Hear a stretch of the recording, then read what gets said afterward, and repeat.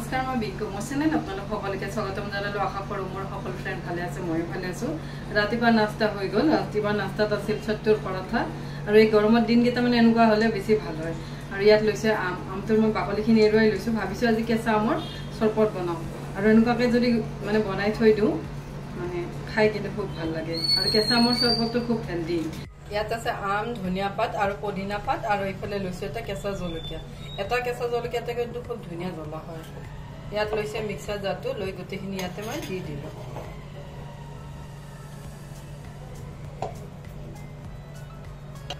ইয়াতে দিছো বৰফ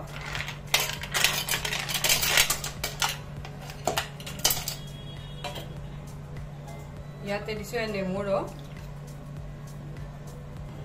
ইয়াতে দিছো চাট মছলা ইয়াতে দিছো চেনি চেনিটো আপোনারা মিঠা বেছিকে খালে মিঠা বেছিকে দিব মই কিন্তু অলপ কমকে দিছো ইয়াত দিলো 2 চামুচ ইয়াত দিছো পানী দি মই এখিনি মিক্সাৰ জাৰটো ঘুৰাই মিহিকে পেষ্ট কৰিলো এয়া মই মিক্সাৰ জাৰটো ঘুৰাই ললো এয়া চৰবত ৰেডি হৈ গল ইয়াত লৈছে এটা মই জাৰ এটা এখিনি মই এটা চেকি লম নেসাকাকা হয় তথাপি চেকি ললে বেছি ভাল হয়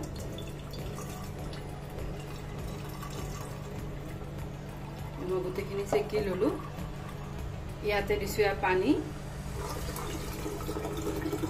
এয়া হল ঠাণ্ডা পানী ইয়াত দিছো 2 টুকুৰমান বৰফ বৰফ দিলে আৰু জুচখিনি ঠাণ্ডা হৈ থাকিব মই এটা পংখা লগাই দিলো ইয়াত লৈছে এটা গ্লাস ইয়াতে দিলো চৰবত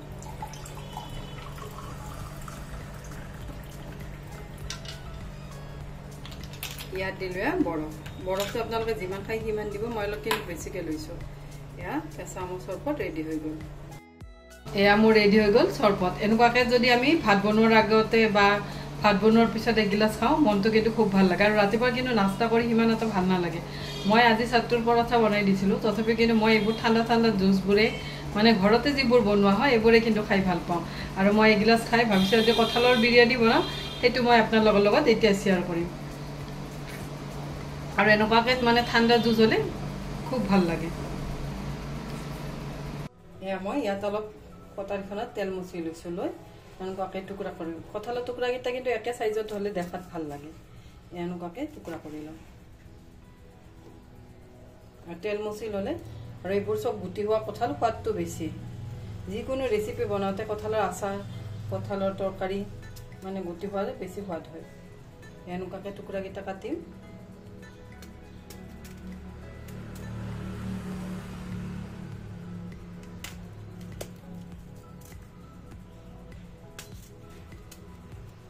মই এনেকুৱাকে গোটেইকেইটা টুকুৰাই কাটি লম এয়া মই গোটেইখিনি কঁঠালে কাটি ললো ইয়াত লৈছে এটা চচপেন ইয়াত পানী বইল হ'ব দিছো ইয়াতে মধ্যমীয়া নিমখ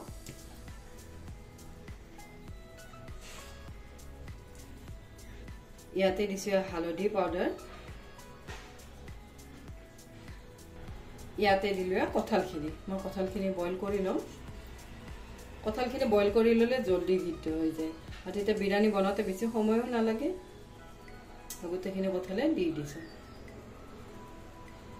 ইয়াত লৈছে এটা চচপেন ইয়াত দিছো পানী ইয়াত লৈছো লং ইলাইচি দালচিনি ডাঙৰ ইলাইচি এটা লৈছো আৰু সৰু সৰু 4টা ইলাইচি লৈছো ইলাইচিৰ ডাঙৰ ফ্লেভাৰটো বিৰিয়ানীত খুব ধুনীয়া লাগে আৰু জয়ত্ৰী লৈছো দালচিনি লৈছো 2টামান লংও লৈছো আৰু 2টামান ইলাইচিও লৈছো 2টামান জালুকো দিছো এইবোৰ কিন্তু গৰম মছলা মানে কি হেৰি থাকে বিৰিয়ানী মছলা থাকে তথাপিও মানে এনেকুৱাকে দিলে ফ্লেভাৰটো বেছি ভালকে ওলায় গোটেইখিনি ভালদৰে বইল হ'ব দিছো আৰু পানীৰ লগত বইল হলে চাউলগিটা মানে মই এতিয়া ইয়াতে চাউলগিটা বহাই দিম সেইভাবে গোন্ধটো মানে চাউলতে আহি যাব ইয়াত দিছো অলপমান নিমখ ইয়াত দিছো চাউলগিটা এয়া কিন্তু বাসমতি চাউল ইয়াত আছে এক বাটি আৰু অলপমান আছে মোৰ হাতেৰে মুঠি আছে এইখিনি মই আধা ঘণ্টামান আগতে ধুই ভিজাই থৈ দিছিলো যে মই এইকেইটা ভাতকেইটা এতিয়া বনাই লম এইকেইটা ভাতকেইটাও কিন্তু মই 80% বনাই লম এয়া মোৰ ভাতকেইটা 80% হৈ গল অলপ অলপ টানি আছে মই এতিয়া ভাতকেইটা কাঢ়ি লম এয়া মই ভাতখিনিও কাঢ়ি ললো ইফালে কঁঠালখিনি এনেকুৱাকে কাঢ়ি থৈ দিছো ভাতখিনি কিন্তু মই অলপ ঠাণ্ডা কৰি লম ঠাণ্ডা কৰি ল'লে বিৰিয়ানী বেছি ভাল হয় অলপ এনেকুৱাকৈ লৰাই দিছোঁ যাতে ফেনৰ তলত দিলেও শুকাই যাব পাৰে বা এনেকুৱাকৈ থৈ দিলেও শুকায় তথাপি ফেনৰ তলত দিলে জল্দি জল্দি হৈ যায় ঠাণ্ডা ইয়াত লৈছোঁ এটা কেৰাহী ইয়াত দি ল'লমান মিঠাতেল এয়া মোৰ তেল গৰম হৈ গ'ল ইয়াতে দিছোঁ পিঁয়াজখিনি মই অলপ বেৰিষ্টা বনাই লওঁ এনেকুৱাকৈ হাতেৰে মোহাৰি দিছোঁ তেতিয়া পিঁয়াজখিনি জল্দি ভাজা হৈ যায়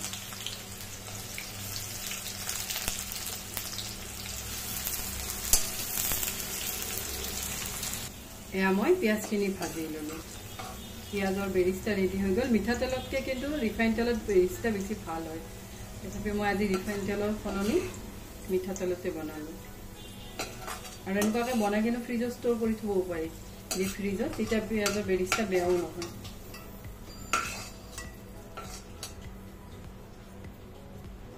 বেৰিষ্টা ৰেডি ইয়াত দিছোঁ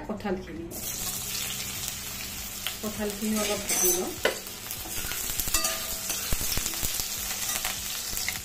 এয়া মই কঁঠালখিনিও ভাজি ল'লোঁ এনেকুৱাকৈ ব্ৰাউন কৰি ভাজি লৈছোঁ এইখিনিও প্লেটখনত উলিয়াই লৈছোঁ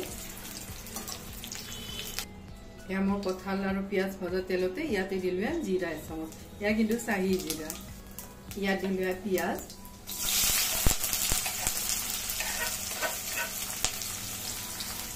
এয়া মই পিঁয়াজখিনি ভাজি ল'লোঁ লৈ ইয়াতে দিলোঁ আদা নহৰু পেষ্ট এচামুচ ৰুকি দিব পাৰি মই মানে পেষ্ট কৰি দিলোঁ দি গোটেইখিনি ভালদৰে লৰাই দিছোঁ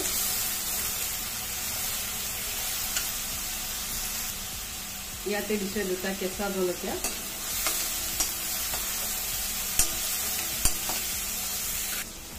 ইয়াতে দিছোঁ বিলাহীটো মই গুটিটো পেলাই দিছোঁ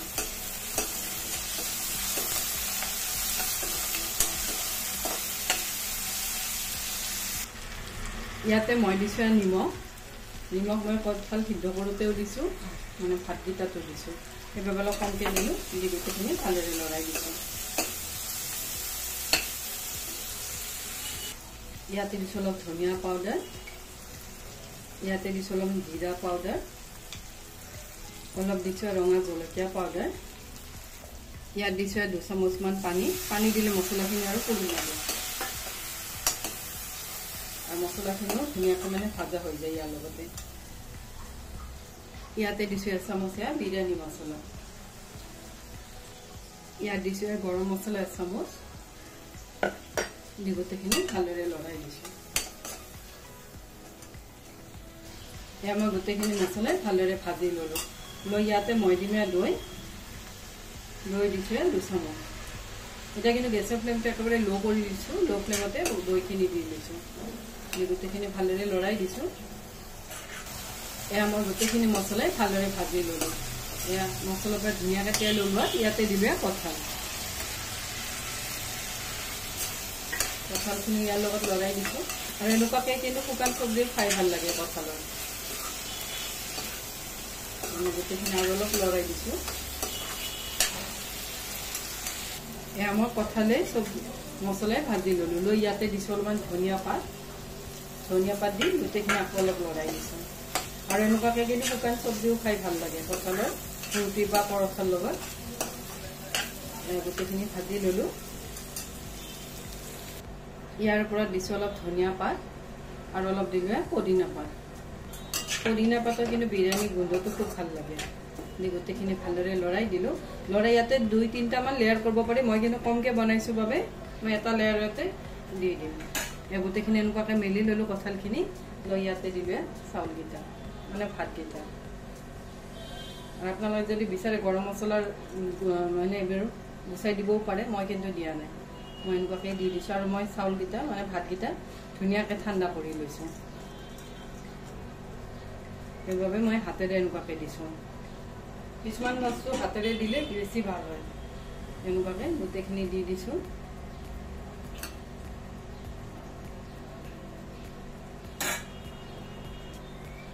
ইয়াৰ ওপৰত দিমে মই বেৰিষ্টা অলপ বেছিকৈ দিছোঁ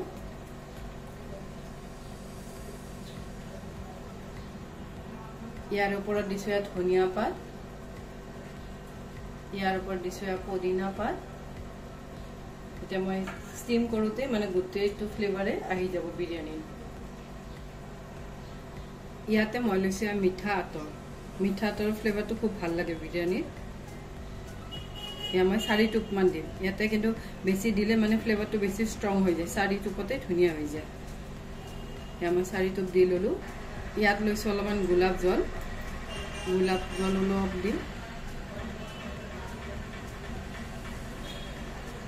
ইয়াৰ ওপৰত দিছোঁ অলপ বিৰিয়ানী মছলা। ইয়াত দিছোঁ অলপ গৰম মছলা। ইয়াত লৈছোঁ কেশৰ আৰু গাখীৰ। ইয়াতে দিম অলপমান। এনেকুৱাকৈ দিলে যিখিনি মোৰ ভাত বা কঁঠাল যদি সিদ্ধ হ'ব আছে ষ্টিম দিওঁতে এইখিনি পানীতে ধুনীয়াকৈ সিদ্ধ হৈ যাব। ইয়াত লৈছোঁ এখন মই টাৱা। এতিয়া মই গেছৰ ফ্লেমটো একেবাৰে ল' কৰি দিম। ল' ফ্লেমত এয়া মই দম দিম বিৰিয়ানীখিনি। আৰু ইয়াতে এলুমিনিয়াম ফইল দিও দম দিব পাৰি। মই কিন্তু নিদিলোঁ, মই এনেকুৱাকৈ দিছোঁ। দি 5 মিনিটমান হ'ব দিম। এয়া মোৰ 5 মিনিট দম দিয়া হৈ গ'ল। মিঠা আতৰটো দিয়াৰ বাবে গোটেই মানে ঘৰটোৱে মানে ধুনীয়া বিৰিয়ানী গোন্ধ হৈ গৈছে। বিৰিয়ানী মছলাতকৈও কিন্তু মিঠা আতৰৰ গোন্ধটো বেছি দূৰলৈ যায়। এয়া মোৰ বিৰিয়ানী ৰেডি হৈ গ'ল। ইয়াত লৈছোঁ এখন কাঁহী। বগা কাঁহীত বিৰিয়ানী দিলে দেখাত কিন্তু খুব ধুনীয়া লাগে। ইয়াত দিলে বিৰিয়ানী। কঁঠালখিনি কিন্তু ধুনীয়াকৈ সিদ্ধ হৈ গৈছে।